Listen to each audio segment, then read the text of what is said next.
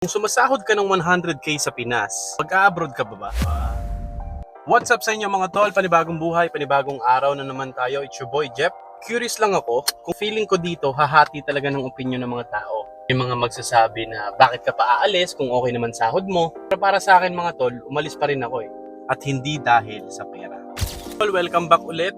Kung bago ka dito, mostly contents natin dito is buhay OFW, sasakyan, overlanding, tsaka mga kwentuhan habang nasa loob ng auto. Gusto ko lang tong topic na to kasi sobrang relatable siya sa mga OFW. Minsan nakala ng iba, kapag nasa abroad ka, pera lang yung dahilan. Pero habang tumatagal ka dito, marirealize mo, minsan hindi lang talaga pera. Kung ako tatanungin mo, kahit sumasahod na ako ng 100k sa Pinas, sa-abroad pa rin ako. Hindi dahil sa pera, mas dahil na sa bansa mismo. Kasi iba talaga yung quality of life dito sa Dubai. Especially kung nandito na rin yung pamilya mo. Parang eventually, yung Pinas kasi parang magiging bahay bakasyonan na lang. At alam kong may mga OFW na makakarelate dito. Isa sa biggest factor talaga sa akin yung healthcare system. Kasi aminin natin mga tol, medyo mahirap talaga yung healthcare system sa Pilipinas. Minsan bago ka magamot, mauubos mo na yung pera mo. Minsan nga kahit emergency pa, isip muna nila yung pambayad. Dito sa UAE, iba yung experience ko. Kahit minsan wala kang dalang pera, basta emergency, aasikasuhin ka muna.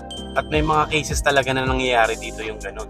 Kaya dun mo mararamdaman na importante talaga yung may maayos na system. Kasi hindi mo masasabi kung kailan ka magkakaroon ng emergency, tama? Tapos ang isa pa, yung safety.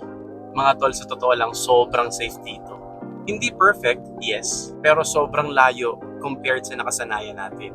Dito kahit gabi, hindi ka ganun ka-paranoid.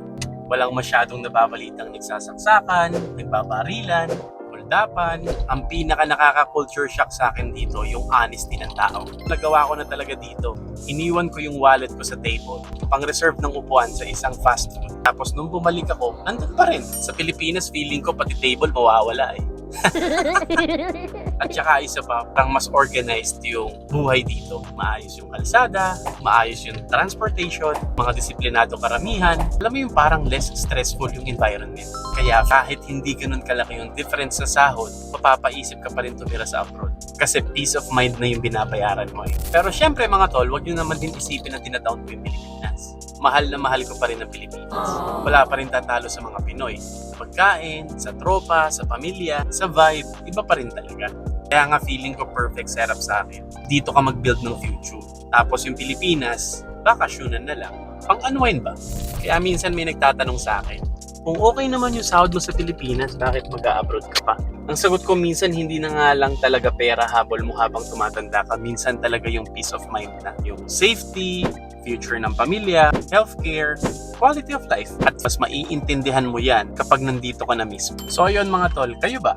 Kung sumasahod ka ng 100k peso sa Pinas, mag-a-abroad pa ba kayo o mas pipiliin nyo na lang manatili? Comment nyo nga below, gusto ko mabasa yung mga opinion nyo kasi sobrang magandang topic to. Maraming salamat sa panonood. Kung nakaabot ka sa part na to, huwag kalimutang mag-LSSC, like, share, subscribe, and comment. See you in the next vlog guys.